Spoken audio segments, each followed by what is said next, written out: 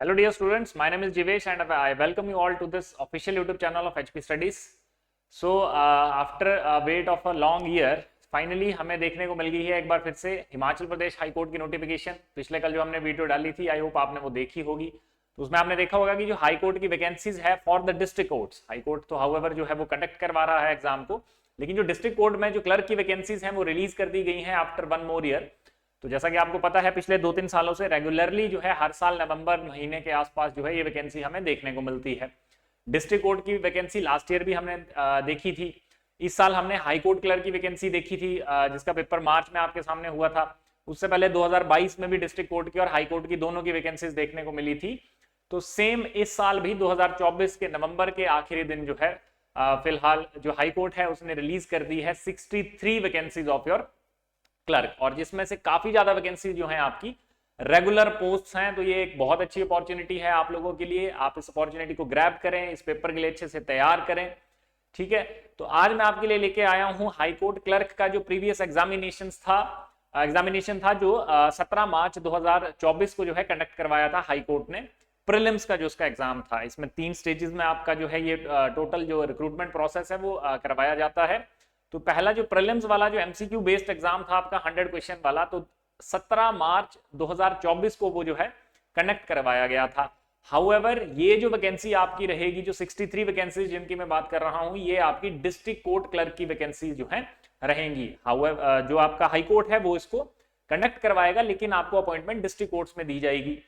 ये जो मैं आपके सामने पेपर डिस्कस करने जा रहा हूं, लेकिन ये जो पेपर है ये आपका हाई कोर्ट का पेपर है, जो कि जो हाई कोर्ट की वैकेंसीज थी, हाई कोर्ट में ही जो जॉब्स की जो वैकेंसीज निकली थी उसके लिए ये पेपर करवाया गया था।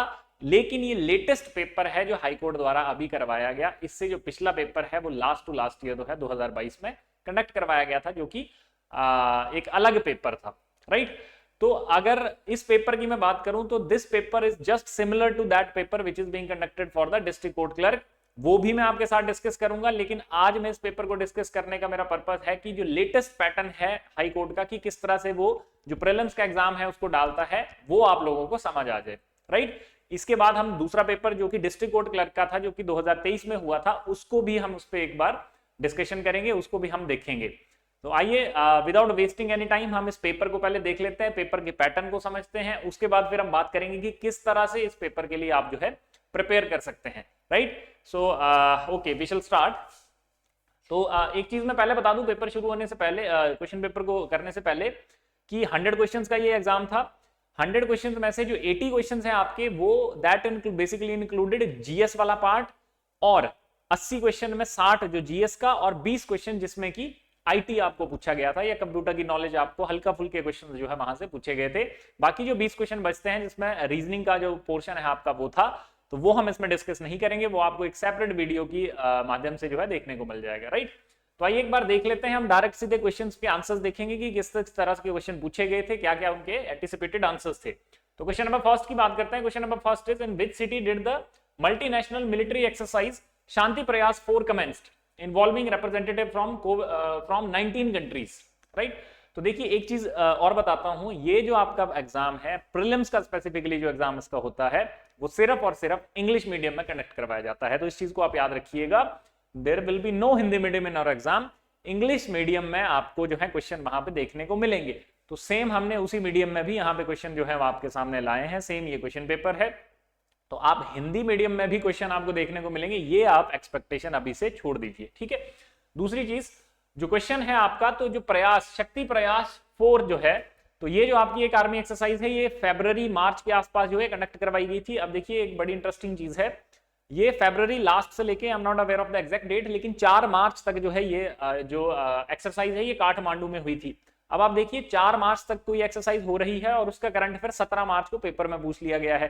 तो उससे एक ये चीज पता चलती है कि कितना जो करंट अफेयर आपको एग्जाम से कितने पहले का पढ़ना है। तो एग्जैक्टली एग्जाम से एटलीस्ट 15 दिन आप छोड़ सकते हैं एग्जाम से पहले के, वहां से लेके पिछले 5-6 महीने का करंट अफेयर पूछा जाता है। That is the one thing that we have find out here. तो शक्ति प्रयास जो है ये काठमांडू में करवाई गई थी, ये इसका जो है ए ऑप्शन आंसर होगा। दूसरे क्वेश्चन की बात करते हैं, which country recently joined the international solar alliance becoming the 190th member nation. International solar alliance जो आपका है, जिसका भारत भी एक फाउंडिंग मेंबर था, तो उसका 119वां मेंबर कौन बना था उस समय का। अब देखिए ये शुरू में थोड़े से करंट अफेयर के क्वेश्चन है, तो ये करंट अफेयर उस समय का है, मार्च या मार्च से पहले का है बेसिकली। मार्च में तो पेपर हो गया, मार्च से पहले का करंट अफेयर है। तो इसी तरह से करंट अफेयर के जो जब आने वाले टाइम में अब जब ये पेपर हो गए होगा तो इसी तरह से करंट अफेयर आपको वहां भी पूछे जाएंगे, ठीक है। तो ये थोड़ा पुराना करंट अफेयर है कि तो इसको मैं सीधे से ज्यादा एक्सप्लेनेशन में नहीं जाऊंगा, बिकॉज करंट अफेयर टाइम के साथ चेंज होता रहता है। तो 119वीं जो कंट्री थी वो आपकी क्या थी, माल्टा थी, ठीक है जी। नेक्स्ट क्वेश्चन देखते हैं, क्वेश्चन नंबर 3 जो इसका था, where is the world's first air taxi service set to be launched according to agreement signed at the world government summit 2024। पहली वर्ल्ड की जो है एयर टैक्सी सर्विस आपकी ये शुरू करी गई थी दुबई में। कहां शुरू करी गई थी, दुबई में शुरू करी गई थी, ठीक है। तो ऑप्शन बी जो है इसका सही आंसर होगा। क्वेश्चन नंबर 4 देखिए, which country is set to launch its first luxury train the dream of the desert. ये ट्रेन का नाम है, पहली लग्जरी ट्रेन जो है किस देश ने जो है अपनी लॉन्च करी थी उस समय पे, तो Saudi Arabia, that is option number C जो है इसका सही आंसर था, ठीक है। क्वेश्चन नंबर 5 अगर हम देखें, how many nations are part of the international energy agency IEA जो है आपका, कितने नेशन जो है उसका पार्ट है, 15, 24, 31 या 42। तो 31 नेशन जो है 31 मेंबर बॉडी एक ये है, या 31 जो मेंबर्स हैं या जो मेंबर नेशंस हैं कितने हैं, 31 है। तो सी ऑप्शन राइट आंसर होगा। क्वेश्चन नंबर 6 देखें, grand central terminal park avenue which is in New York is the world's, क्या ये लॉन्गेस्ट रेलवे स्टेशन है वर्ल्ड का? न्यूयॉर्क में जो ग्रैंड सेंट्रल टर्मिनल है, हाईएस्ट रेलवे स्टेशन है, लॉन्गेस्ट रेलवे स्टेशन है, या इनमें से कोई भी ऑप्शन ठीक नहीं है। तो इस क्वेश्चन का जो सही आंसर बनता था वो था ऑप्शन नंबर ए, ये सबसे बड़ा रेलवे स्टेशन है प्लेटफॉर्म के हिसाब से कि कितने नंबर ऑफ प्लेटफॉर्म्स यहाँ पे हैं। तो 40 में कुछ 40 से 50 के बीच में something platforms are there. Option A that is largest railway station, ये जो है इसका सही आंसर होगा। क्वेश्चन नंबर 7 की बात करते हैं, entomology is the science that studies, entomology एक साइंस की फील्ड है जो कि स्टडी करता है किसको, behaviour of human insects, the origin and history of technical and scientific terms, and the D option the formation of rocks. तो entomology जो होती है आपकी वो कहा जाता है स्टडी ऑफ इंसेक्ट्स को। ऑप्शन बी जो है इस क्वेश्चन का सही आंसर होगा। नेक्स्ट क्वेश्चन की बात करते हैं, question number 8। Question number 8 is your Eritrea, ठीक है। कंट्री मेंशन्ड है which became the 182nd member of the United Nations in 1993। United Nations का 182वां जो है ये मेंबर बना था। ये किस कॉन्टिनेंट में आता है, एशिया, अफ्रीका, यूरोप या ऑस्ट्रेलिया? तो इस क्वेश्चन का जो सही आंसर था that was option number B, that is Africa, right. Question number 9, Hitler party which came into power in 1933। Germany में हिटलर की पार्टी जो 1933 में पावर में आई थी इज नोन एज, तो उसको क्या कहा जाता था? तो ये तो इजी ऑप्शन था आपके सामने, आपको पता है नाजी पार्टी उसको कहा जाता था, ठीक है। तो option number B that is Nazi party यहाँ पे जो है सही आंसर होगा। अदर ऑप्शंस आप देख लीजिए, लेबर पार्टी, कुक्लेक्स क्लैन और डेमोक्रेटिक पार्टी, ठीक है। तो it was Nazi party. Next question की बात करते हैं, that is question number 10। Golf player Vijay Singh, ठीक है। तो स्पोर्ट्स पर्सन भी इसमें पूछे हुए थे, देखिए कि विजय सिंह जो है वो किस देश को बिलोंग करते हैं, यूएसए, फिजी, इंडिया या यूके? तो विजय सिंह जो है ये गोल्फ प्लेयर है फिजी के। फिजी एक कंट्री है आपकी ऑस्ट्रेलिया के नॉर्थ में, अगर आप वहां पे देखेंगे मैप पे तो वहां आपको देखने को मिलेगी। Question number 11, the territory of Porus, Porus की territory, the territory of Porus who offered strong resistance to Alexander was situated between the rivers. जो पोरस था आपको पता है, जो अलेक्जेंडर और पोरस के बीच का एक जो बैटल ऑफ हाइडेप्सिस आपने पढ़ी होगी, तो वो टेरिटरी ऑफ पोरस जो है वो कहां सिचुएटेड थी जब अलेक्जेंडर ने उस पर इन्वेड किया था? सतलज और ब्यास के बीच में उसकी टेरिटरी थी, झेलम या चेनाब के बीच में उसकी टेरिटरी थी, रावी और चेनाब के बीच में उसकी टेरिटरी थी, या गंगा और यमुना के बीच में उसकी टेरिटरी थी? तो इसका जो सही आंसर होगा that will be option number B, Jhelum and Chenab के बीच का जो रीजन था that was the territory of Porus, right. चलिए नेक्स्ट क्वेश्चन की बात करते हैं, question number 12। Question number 12 is the theory of economic drain, economic drain की theory during the British imperialism was propounded by, किसने दी थी? इकोनॉमिक ड्रेन की थियरी जो है इनमें से किसने दी थी? जवाहरलाल नेहरू ने, दादा भाई नौरोजी, आरसी दत्त या महात्मा गांधी? तो इस क्वेश्चन का जो सही आंसर बनता था वो था option number B, that is Dadabhai Naoroji has given the theory of economic drain, ठीक है जी। नेक्स्ट क्वेश्चन की तरफ चलते हैं, treaty of Srirangapatnam was signed between Tipu Sultan and, जो श्रीरंगपट्टनम की ट्रीटी थी, ठीक है, वो कब साइन करी गई थी, किसके बीच में साइन करी गई थी? टीपू सुल्तान और किसके बीच में? तो रॉबर्ट क्लाइव के बीच में। आपको पता है ईस्ट इंडिया कंपनी और जो अपना ये मैसूर किंगडम था, इनके बीच में साइन हुई थी ट्रीटी ऑफ श्रीरंगपट्टनम 1799 में। Robert Clive, Cornwallis, Dalhousie and Warren Hasting, तो इनमें से किसके बीच में? तो इसका जो सही आंसर होगा वो होगा option number B, that is Cornwallis, ठीक है। 792 इनफैक्ट 999 मैंने शायद बोला, तो कॉर्नवालिस, ठीक है। तो option number B will be the right answer. Next question की बात करते हैं, that is question number 14। To which professions earlier leaders who struggled for the freedom of India mainly belong. जो भारत में जो फ्रीडम स्ट्रगल में जो लोग इन्वॉल्व थे वो मेनली किस प्रोफेशन को बिलोंग करते थे? क्या वो लॉयर्स थे, क्या वो टीचर्स थे, क्या वो जर्नलिस्ट थे, या वो इन सब को बिलोंग करते थे? मतलब कि लॉयर भी थे, टीचर भी थे, जर्नलिस्ट भी थे। तो ऑब्वियसली आसान क्वेश्चन है, आपने पढ़ी है मॉडर्न हिस्ट्री, आपने पढ़ा होगा या आपने सुना होगा, तो all of the above. Teachers भी थे, लॉयर भी थे, जर्नलिस्ट भी थे, बहुत सारे, मोस्टली लॉयर्स बहुत ज्यादा लोग थे उस समय पे जो फ्रीडम स्ट्रगल में पार्ट ले रहे थे। तो इसका आंसर जो है डी ऑप्शन बनता है।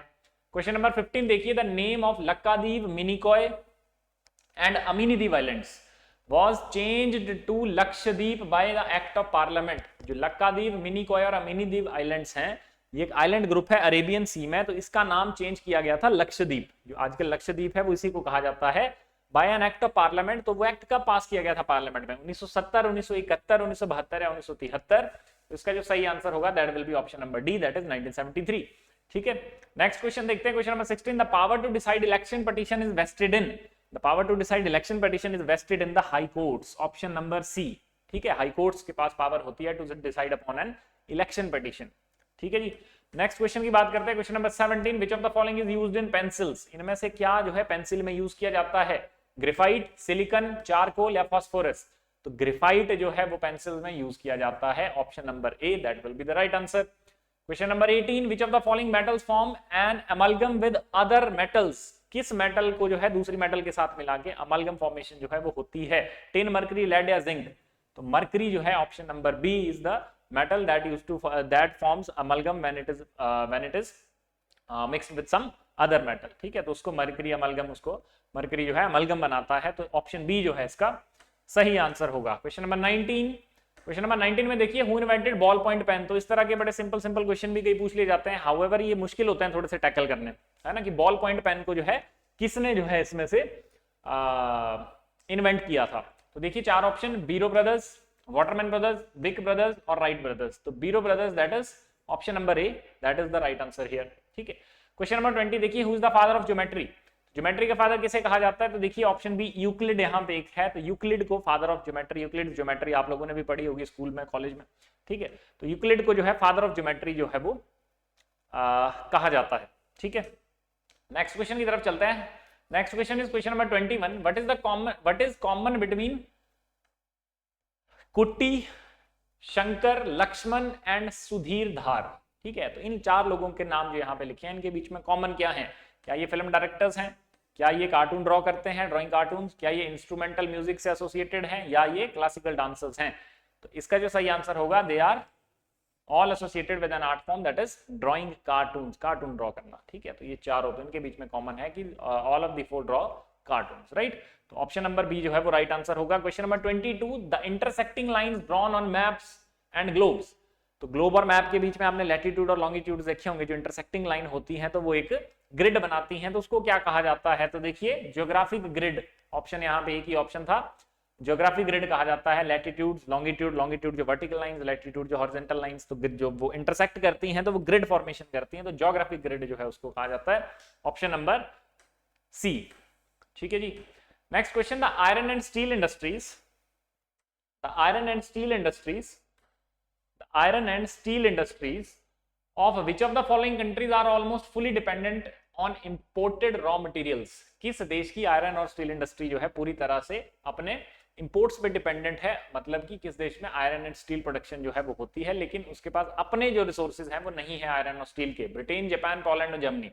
ठीक है, तो इसका आंसर जो सही आंसर होगा दैट इज जापान। जापान की iron and steel industry, iron and steel की जो डिमांड है वो बहुत हद तक भारत पूरा करता है। ठीक है, तो ये जो है option B, that is Japan, यहाँ पे सही आंसर होगा। Next question. The first death anniversary day of Shri Rajiv Gandhi observed as. जो डेथ एनिवर्सरी थी राजीव गांधी की, आपको पता है 1991 में ही वाज असैसिनेटेड, तो किस दिन के रूप में उसको मनाया जाता है? National integration day, peace and love day, secularism day, anti terrorism day. ठीक है, तो ये May 21 होता है।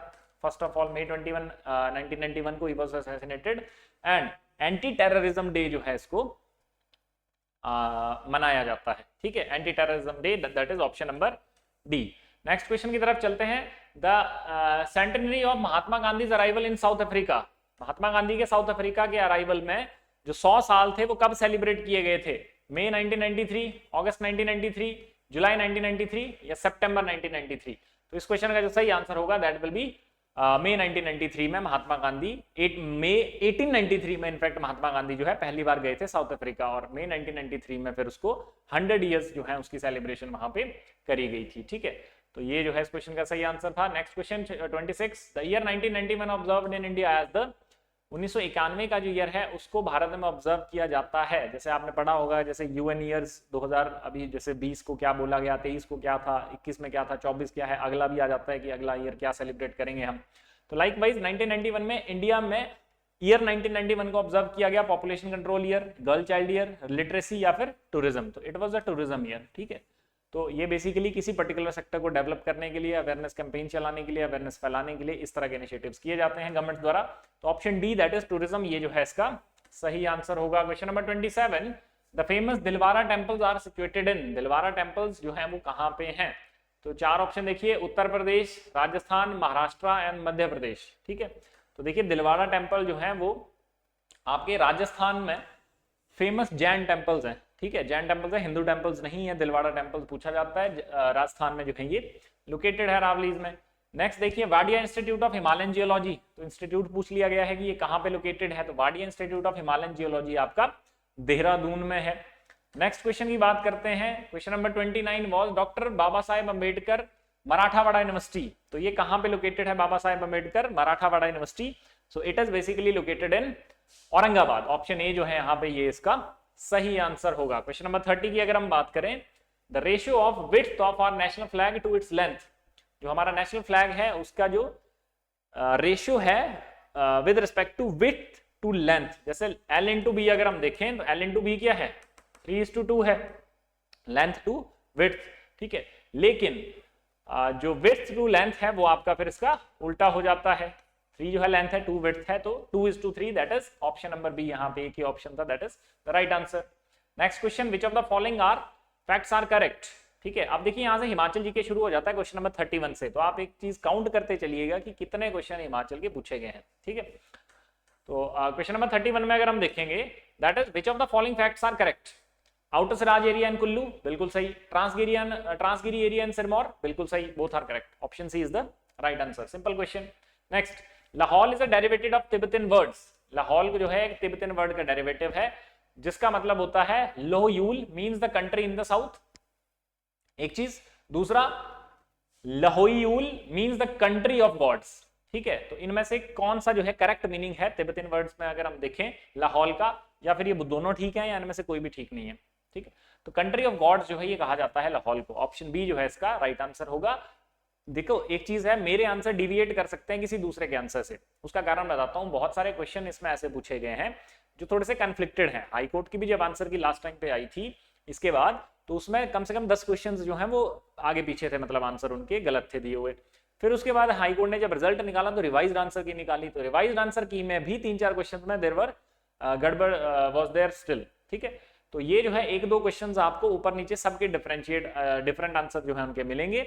अल्टीमेटली जो कंडक्ट करवा रहा है पेपर, जो अथॉरिटी है, वो क्या आंसर देती है वो फाइनल माना जाता है। बहुत बार ऐसा होता है कि जो वहां से गलत आंसर आता है तो वो गलत को ही कंसिडर कर लेते हैं फिर लास्ट तक। ठीक है, तो that is not in our hand, तो इस चीज का आप ध्यान रखिएगा। ये देख के ये मत बोलना कि सर इसका आंसर आपने ये बताया, इसका ये था। ठीक है, तो मुझे जो लगता है इसका आंसर जो है बी ऑप्शन था। ठीक है, नेक्स्ट क्वेश्चन की तरफ चलते हैं। Question number 33, which district is touched bye Dhauladhar mountain ranges? Dhauladhar mountain range कहां किस किस डिस्ट्रिक्ट से लगती है? कुल्लू से लगती है, ये ऑल ऑप्शन यहाँ आना था डी में, ये बीच में आ गया। ठीक है, कांगड़ा से धौलाधार धर्मशाला से आती है, कुल्लू से बिल्कुल आती है, मंडी से बिल्कुल आती है, तो all that is B option. It is D option यहाँ पे होना चाहिए था ये, बट चलो कुल्लू कांगड़ा और मंडी तीनों जगह पे धौलाधार जो है वो लगती है, ये सही आंसर है। क्वेश्चन नंबर 34 देखें, which of the following districts of HP are fully situated in Shivalik zone? तो इनमें से कौन सी डिस्ट्रिक्ट पूरी तरह से शिवालिक में है? मंडी पूरी तरह से नहीं है, शिवालिक में आता है कुछ पार्ट। ऊना पूरी तरह से शिवालिक में है। चंबा शिवालिक में नहीं है। ठीक है, और डी ऑप्शन जो आपका था सोलन का भी जो दून वाला एरिया है, नालागढ़, बद्दी, रामशहर, परमाणु, ये वाला जो एरिया है वो आपका शिवालिक में आता है। रेस्ट ऑफ द सोलन जो है वो मिडिल हिमालय का पार्ट है। तो ऊना देखिए यहाँ पे बी ऑप्शन जो है वो आपका सही आंसर होगा। नेक्स्ट क्वेश्चन की तरफ चलते हैं, question number 35। Question number 35 is which place is known as the little Greece in Himachal? Little Greece Himachal में किसे कहा जाता है? ऑप्शन है Malana. Yes, it is exactly the right answer. Malana को लिटिल ग्रीस के नाम से भी जाना जाता है। Question number 36, Chandrakhani crescent shaped lunar sickle pass, Chandrakhani pass basically कहां पे लोकेटेड है? किन्नौर, कुल्लू, धर्मशाला, स्पीति। तो चंद्रखानी पास आपका है कुल्लू डिस्ट्रिक्ट में। ठीक है, नेक्स्ट क्वेश्चन। नेक्स्ट इज और रोहतांग पास। तो रोहतांग पास कहां पे लोकेटेड है? ये तो आसान है, ये आप भी बता सकते हैं। किन्नौर, लाहौल स्पीति, कुल्लू एंड धर्मशाला। इसका मीनिंग भी लिखा हुआ है, पाइल ऑफ द कॉर्प्सेस इसको कहा जाता है, या एक तरह से मुर्दों का टीला, ठीक है ना, टॉम्ब ऑफ द डेड, इसका एक मीनिंग ये भी होता है। तो यही मीनिंग है पाइल ऑफ कॉर्प्सेस का भी। तो किन्नौर, लाहौल स्पीति, कुल्लू एंड धर्मशाला। तो देखिए रोहतांग पास जब हम लिखते हैं तो लाहौल और कुल्लू को कनेक्ट करता है रोहतांग पास। तो इसमें लाहौल अगर आप करते तो भी ठीक था, कुल्लू करते तो भी ठीक था। ठीक है, जनरली अगर फर्स्ट इंस्टेंस पे कुछ करना हो तो आपका आंसर कुल्लू होना चाहिए था। बहुत बार ऐसा होता है कि दोनों आंसर दे दिए जाते हैं कि ये भी है ये भी है, but many of the times की हो सकता है एक ही आंसर दे तो आपका गलत हो जाए। तो इट इज कि यू गो विद कुल्लू। ठीक है, option number C. Question number 38, which of the following passes with their location and altitude are correct? इनमें से कौन से पास जो है लोकेशन और अल्टीट्यूड के हिसाब से ठीक है? दराटी पास 4720 मीटर चंबा पांगी के बीच में। ठीक है, दराटी को गेटवे ऑफ पांगी वैली बोलते हैं। वारू पास कांगड़ा चंबा के बीच में 3870, एब्सोल्युटली करेक्ट। साच पास चंबा और पांगी के बीच में 4728 मीटर्स, बिल्कुल सही। दराटी और जो साच है वो ऑलमोस्ट सेम ऑल्टीट्यूड पे हैं और दोनों किसको कनेक्ट करते हैं? चंबा, रेस्ट ऑफ चंबा को पांगी वैली से कनेक्ट करते हैं। तो all of the above are correct. Question number 39, who from Himachal has travelled to the world's highest motorable pass Khardung La on a motorcycle? इनमें से कौन जो है जो हाईएस्ट पास है, वर्ल्ड हाईएस्ट पास? अब ये भी एक तरह से इस तरह से देख लो कि ये भी उस टाइम पे जो करंट में जो चला हुआ था उसी पे बेस्ड जो ये क्वेश्चन पूछ लिया जाता है। तो इस तरह के अभी मैं इसको आंसर कर भी दूंगा, that is not important for you, because अगली बार आपको कुछ चेंज होके आ जाए। ठीक है, तो इनमें से किसने जो है ये करा था? तो राजेश कुमार। नेक्स्ट देखें, question number 40, Himachal was declared a hill state. अब ये क्वेश्चन में थोड़ी सी गड़बड़ थी। ठीक है, Himachal declared a hill state, ये कोई मतलब नहीं बना इसका। हिल स्टेट बेसिकली हिमाचल को कहा जाता था 1948 से पहले, बिकॉज हिमाचल जो है, हिमाचल द टर्म हिमाचल जिसको हम कहते हैं, this term itself was coined in 1948। 1948 से पहले हिमाचल जैसी कोई चीज होती नहीं थी, बिकॉज जब यूनिफिकेशन हुआ हिमाचल का 1948 में हिमाचल बना, उससे पहले there were various princely states. There were Mandi, there was Kangra, there was Chamba, there was Kullu, there was Kahlur, there were Shimla hill states, Bushahr, Jubbal, Sirmaur, Solan. ये सारी क्या थी? प्रिंसली स्टेट्स थी। इनको यूनिफाई करके 4 डिस्ट्रिक्ट बनाई 1948 में, फिर 54 में 5 हुई, 60 में 6 हुई, 66 में फिर 10 होगी, फिर 72 में जाके 12 हुई। तो हिल स्टेट जो है वो 1948 से पहले एक टर्म यूज की जाती थी इन सारी कलेक्टिव प्रिंसली स्टेट्स के लिए जो हिल्स में लोकेटेड थी। तो ये पता नहीं किस हिसाब से क्वेश्चन पूछा था, आप इसको देख लीजिएगा। यहाँ पे इसके ऑप्शन मुझे तो नहीं समझ आ रहा कि ये क्वेश्चन की कोई रेलेवेंसी बनती है। ठीक है, या आपको लगता है कि इस क्वेश्चन का आंसर ये होना चाहिए, तो प्लीज मुझे कमेंट में मेंशन कर दीजिएगा आप, और मुझे बता भी दीजिएगा कि इस क्वेश्चन को किस तरह से जो है पूछा गया था। ठीक है, नेक्स्ट क्वेश्चन देखिए, question number 41, the lake connected with the name of lord Parshuram and sage Jamadagni. भगवान परशुराम और जमदग्नि ऋषि के साथ इनमें से कौन सी लेक जो है कनेक्टेड है? तो Renuka lake, option A is the right answer. Rishi Jamadagni was the husband of Maa Renuka and Parshuram was their son। ठीक है, तो दोनों के साथ जो है कनेक्शन है। ऑप्शन ए रेणुका लेक जो है वो सही आंसर होगा। Question number 42, which are the famous valleys in Mandi district? कौन सी मंडी डिस्ट्रिक्ट की फेमस वैलीज हैं? चौंतरा वैली, बिल्कुल जोगिंद्रनगर के नजदीक है। चौहार वैली, जोगिंद्रनगर से पीछे चौहार वैली है, उस तरफ को जाओगे तो चौंतरा वैली है। बल वैली, सुंदरनगर और मंडी के बीच में। ठीक है, all of the above, option number D that is right answer. Question number 43, another question from valley, that is Habban valley. तो हब्बन वैली आपकी राजगढ़ सिरमौर, पहला ही ऑप्शन एब्सोल्युटली करेक्ट। हब्बन वैली आपकी सिरमौर डिस्ट्रिक्ट में है, इट इज राइट। ठीक है, next question number 44, name the lake in upper Himalaya region which breached recently and caused heavy floods in Satluj river. जो हिमालयन रीजन है वहां पे एक लेक में जो है अभी जो है बस्ट जो है देखा गया, जिसकी वजह से जो सतलज रिवर है उसका जो वाटर फ्लो था वो काफी ज्यादा बढ़ गया था, उसमें फ्लड्स की सिचुएशन जो है देखी गई थी। तो परीचू लेक ये किन्नौर में है, जिसमें कि 2000 I am not exactly telling you the date, मैं एक बार कंफर्म करके बता दूंगा, काफी समय पहले की बात है, वैसे तो ये ज्यादा पहले की भी नहीं अभी की बात है। तो इसमें जो है आउटब्रेक हुआ था, ठीक है, इस लेक में, और इससे जो है सतलज रिवर में फ्लड्स आ गए थे। परीचू लेक ये जो है बिल्कुल किन्नौर तिब्बत के बॉर्डर पे सिचुएटेड है, right. Option is the right answer. Question number 45, which mountain range and glacier are visible from the ridge ground in Shimla. Shimla के रिज मैदान से कौन से माउंटेन ग्लेशियर दिखते हैं? सोनापानी ग्लेशियर दिखता है लाहौल में है, गेफांग ग्लेशियर बिल्कुल दिखता है, ये भी लाहौल में है। तो both option A and B both are correct answers. ठीक है, देखिए अब एक चीज देखते चलिए बच्चों कि इसमें किस तरह के क्वेश्चन जो है आपको पूछे गए हैं, the pattern of questions. Answer की करवाने का मेरा मतलब है आंसर की आपकी इसको बड़ी जगह पे मिल जाएगी। हम क्या चाहते हैं कि हम इसका एक ऐसा एनालिसिस लें जिससे हमें क्या हो जाए, आइडिया हो जाए कि हमने किस लाइन पे तैयारी करनी है, किस तरह के क्वेश्चन हमको पूछे जाएंगे। Which republic fought for Kauravas in the Mahabharata war. ठीक है, महाभारत के युद्ध में कौरवों की तरफ से कौन लड़ा था? हिल स्टेट्स में अगर हम बात करें, कुनिंदास, त्रिगर्तास, डुमराज और Aryans.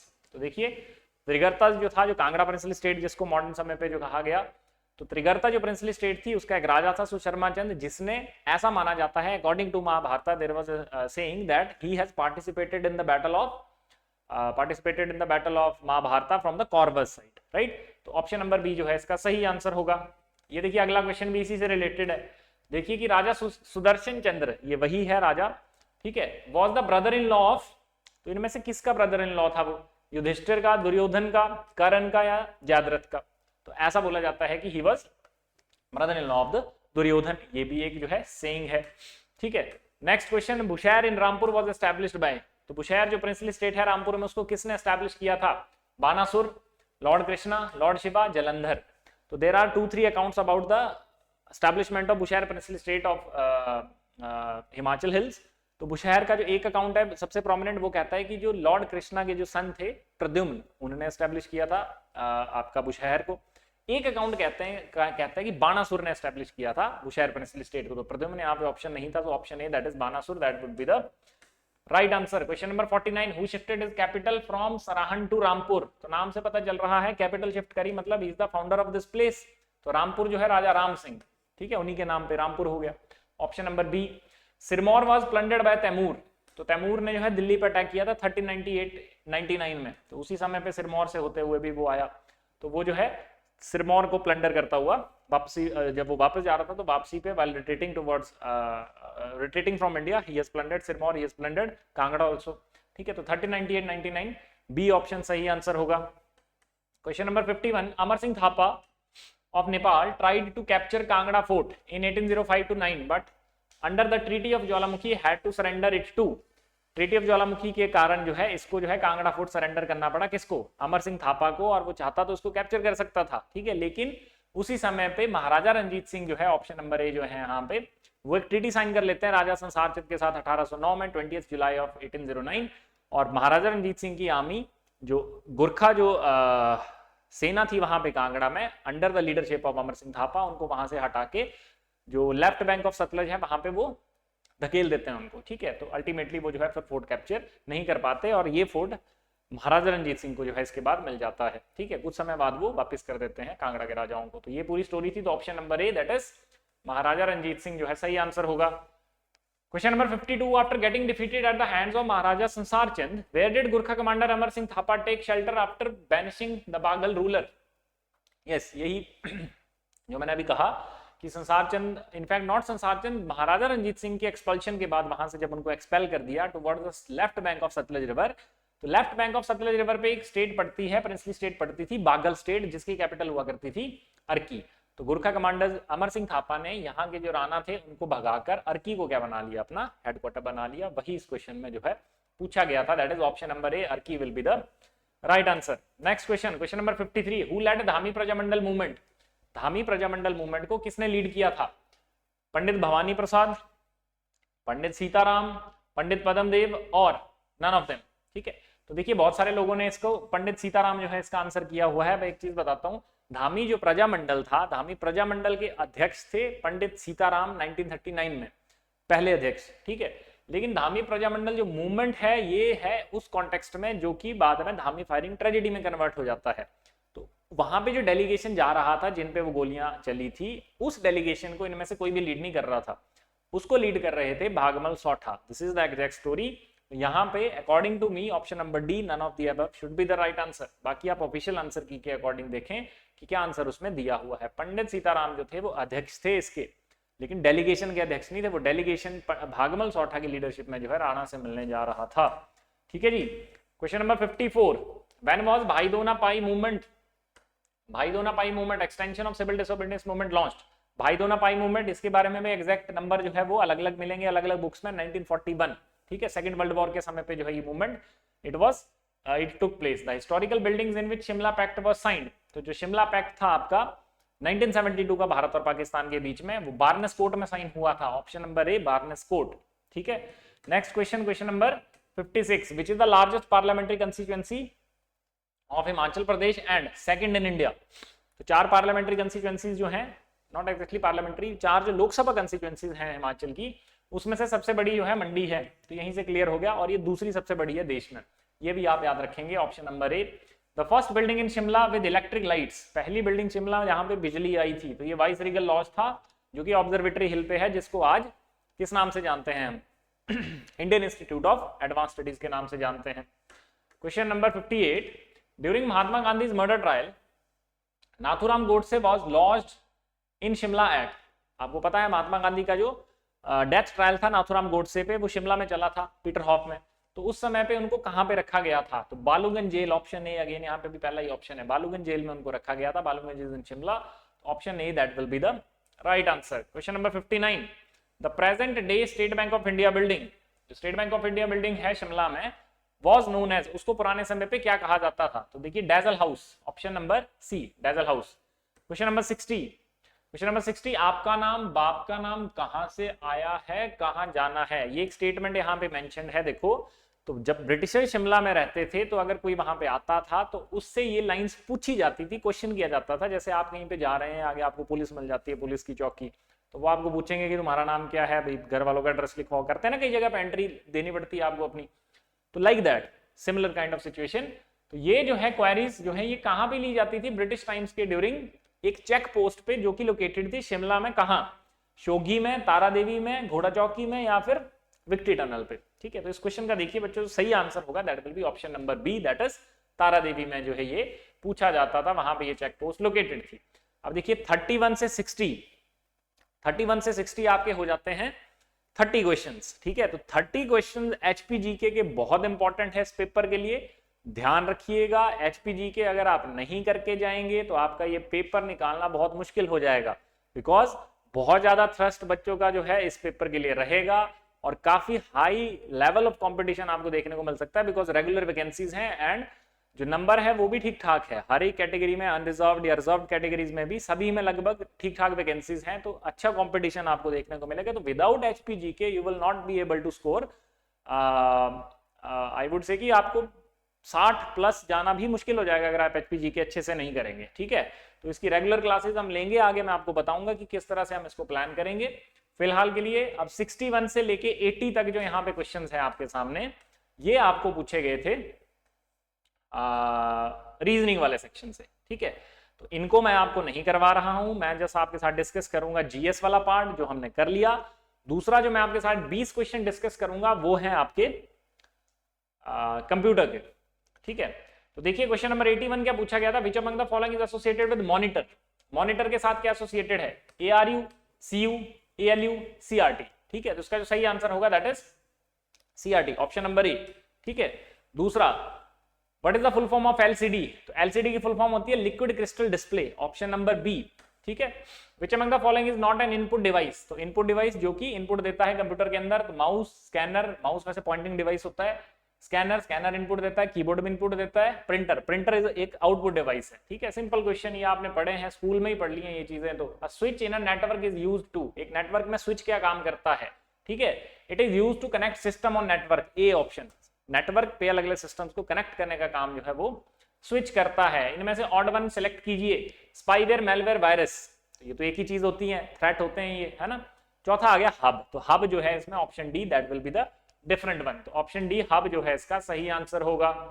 Which among the following is Linux operating system, ठीक है। जो लाइनेक्स ऑपरेटिंग सिस्टम इनमें से कौन सा है? फेडोरा है, मिंट है, रेड हैट भी है, तो ये तीनों जो है लाइनेक्स ऑपरेटिंग सिस्टम जो है ये है all of the above, option D जो है सही आंसर होगा। एल्गोरिदम किसे कहते हैं? व्हाट इज एल्गोरिदम, ठीक है। तो एल्गोरिदम आपका होता है एप्लीकेशन कोड नहीं, टाइप ऑफ प्रोग्रामिंग लैंग्वेज नहीं, step by step procedure for calculations, yes absolutely. Algorithm होता है किसी भी जो रूल्स बने होते हैं कैलकुलेशन करने के लिए, कंप्यूटर के अंदर एल्गोरिदम सेट होता है हर एक ऑपरेशन के लिए, वो है स्टेप बाय स्टेप प्रोसीजर, किसी भी कैलकुलेशन को वो परफॉर्म करता है जिसपे बेस्ड, ठीक है। Which kind of files have .mpg extension. .mpg extension किस फाइल की होती है? ऑडियो, वीडियो, इमेज या फ्लैश? तो देखिए वीडियो ऑप्शन सी इसकी जो है आपको फाइल एक्सटेंशन देखने को मिलती है .mpg। ठीक है। क्वेश्चन नंबर 89 है, कंप्यूटर मस्ट हैव, कंप्यूटर में क्या होना जरूरी है? Microsoft office, antivirus, internet connectivity या ऑपरेटिंग सिस्टम? तो बाकी कुछ होना हो, ऑपरेटिंग सिस्टम जरूरी है, बिना ऑपरेटिंग सिस्टम के कंप्यूटर काम नहीं करता है। ठीक है। क्वेश्चन नंबर 90, डीएनएस, डीएनएस बोलते हैं domain name system, domain name system को। ठीक है। नेक्स्ट अगर हम देखें, व्हाट इज मदरबोर्ड? बिल्कुल सिंपल से क्वेश्चन, मतलब ये मैं नहीं चाहता कि मैं आपको इनको बार बार रिपीट करके समझा के करूं, तभी मैं सीधे आंसर बता रहा हूं, बिकॉज आप जानते हैं ये। और circuit in a board connect all the elements, board का सर्किट होता है, फोन का भी मदरबोर्ड होता है, और जो इलेक्ट्रॉनिक आइटम्स है उनका भी होता है। विच of the following is not a browser? Opera browser है, क्रूम है, फायरफॉक्स है, कैसियो नहीं है। ऑब्वियसली ये तो बड़ी सिंपल चीज है। लैन, लोकल एरिया नेटवर्क, पता है आप लोगों को। विच among the following is not a type of printer? Inkjet printer होते हैं, डॉट मैट्रिक्स प्रिंटर होते हैं, रबर व्हील एंड लास्ट में लेजर प्रिंटर होता है। रबर व्हील जो है वो प्रिंटर का टाइप नहीं है। क्वेश्चन नंबर 95, यूएसबी, यूएसबी जो केबल होती है, तो यूएसबी की फुल फॉर्म क्या होती है? तो universal serial bus, option number B. ठीक है। फुल फॉर्म्स पूछी हुई है, टर्मिनोलॉजी पूछी हुई है। Computer security can be increased by using, computer security को इंक्रीज करने के लिए क्या यूज किया जाता है? Firewall, password, hard disk. Hard disk use की जाती है, पासवर्ड यूज किया जाता है, फायरवॉल यूज किया जाता है। Obviously option D, all of the above. Simple question. When a document is opened in computer, it is temporarily stored in, computer में जब किसी डॉक्यूमेंट को ओपन किया जाता है तो ये किस में स्टोर होता है? टेम्परेली। जब ये रन होता है या इसको हम यूज करते हैं तो ये रैम में स्टोर होता है, जो रैंडम एक्सेस मेमोरी होती है। जब भी किसी चीज को एक्सेस करते हैं तो रैम के थ्रू जो है वो रैम को जो है वो यूज करता है। The set of wire which carry information in a controlled manner is known as, इसको कंट्रोल बस बोलते हैं। सेट ऑफ वायर होती है कंट्रोल बस जो कि इंफॉर्मेशन कैरी करती है in a controlled manner. Option number B, controlled bus. ठीक है। Question number 99, mouse, track ball and joysticks are the example of, ये मैंने पहले भी बोला आपको, ये क्या है? कंट्रोल बस के एग्जांपल है। मैंने कुछ गलत पढ़ दिया यहाँ पे। हाँ ठीक है, mouse, track ball and joystick किसके एग्जांपल हैं? कंट्रोल बस के एग्जांपल हैं। ठीक है जी। And last question is, what is the full form of GUI in terms of computer? GUI का मतलब होता है ग्राफिकल यूजर इंटरफेस। ठीक है। जो यूजर इंटरेक्ट करता है ग्राफिक्स के साथ, कंप्यूटर का ग्राफिकल यूजर इंटरफेस जो है दैट इज GUI। तो देखिए ये थे आपके 100 क्वेश्चंस, जिसमें से 80 हमने डिस्कस करे। तो अब इस पेपर के लिए आपको किस तरह से तैयार करना है, क्या हमारा सिलेबस होगा, इसके लिए एग्जैक्ट हम कितने सेक्शंस में डिवाइड करेंगे इसको, किस किस सेक्शंस को कैसे कैसे पढ़ेंगे, कैसे अप्रोच करेंगे, वो सारा आपको बहुत ही जल्दी 1 से 2 दिनों में देखने को मिलेगा हमारे चैनल पे। ठीक है। एक चीज मैं बता देता हूँ, जैसे इसमें जो जितने भी सब्जेक्ट्स हैं जीएस में, उसमें HP की वेटेज बहुत ज्यादा है, तो इस चीज पे आप ध्यान दीजिए कि HP जो है आपको अच्छे से प्रिपेयर करना है। मैं ही आपको HP करवाऊंगा और आप मेरे से लिख के ले लीजिए। हम इस तरह से HP को करेंगे कि जो 30 के 30 क्वेश्चंस हैं वो आपको वहां पे देखने को मिलेंगे। There will be hardly any question that you will not see in the exam. ठीक है। तो इस चीज पे आप ध्यान दीजिएगा। और एक चीज मैं और बताता हूं, जल्दी ही हम इसका कोर्स लॉन्च कर देंगे विद इन फ्यू डेज। ठीक है। तो हमारा जो कोर्स है उसकी प्राइसिंग तो आपको पता चल ही जाएगी, लेकिन हमारा जो रजिस्ट्रेशन है फॉर दिस पर्टिकुलर एग्जाम, जो हमारी रजिस्ट्रेशन है वो शुरू हो चुकी है। तो मैं चाहता हूं आप इसके लिए रजिस्टर कर दें। अभी आपको कोई पैसे नहीं देने, कोई पे नहीं करना, आपको सिर्फ अपना डिटेल सेंड करनी है एक नंबर पे। जो पहले 100 रजिस्ट्रेशन हमारे पास आएंगी, जो कि बाद में अगर कोर्स लेते हैं हमसे, तो उनको हम 20 से 25% का डिस्काउंट, जो भी हम डिसाइड करेंगे अभी कल तक आपको बता दिया जाएगा, वो आपको मिलेगा। ठीक है। तो 7814846248 ये हमारा कॉन्टेक्ट नंबर है। इस पे जो है आप मैसेज कीजिए, कॉल कीजिए, आपको कोई भी इंफॉर्मेशन इसके रिगार्डिंग चाहिए। और बहुत जल्दी आपके लिए और वीडियोस आपको देखने को मिलेंगी जो कि बेस्ड रहेंगी इस एग्जाम की पर्टिकुलर स्ट्रेटेजी पे। अगले जो 6 महीने हैं इसमें मेंस का भी एग्जाम है, देखिए। ठीक है। तो हमारा कोर्स होगा वो प्रीलिम्स, मेंस सब कुछ कवर करेगा। जो टियर 3 है इसका, उसको भी देखेगा। तो आप इसके लिए अच्छे से तैयारी कीजिए। फिलहाल तो भरने की डेट शुरू हो गई है, तो जल्दी से जल्दी इस फॉर्म को भरिए। और मैं आपसे मिलता रहूंगा। हम इस कोर्स को जो है कंटिन्यू करेंगे। यूट्यूब पे भी आपको बहुत सारा फ्री कंटेंट जो है आपको मिलेगा, लेकिन कुछ कंटेंट जो आपको एक्सक्लूसिवली कोर्स के थ्रू मिलेगा, उसके लिए आपको कोर्स परचेज करना पड़ेगा। ठीक है। तो that is it for today. Please like, share and subscribe. Thank you so much.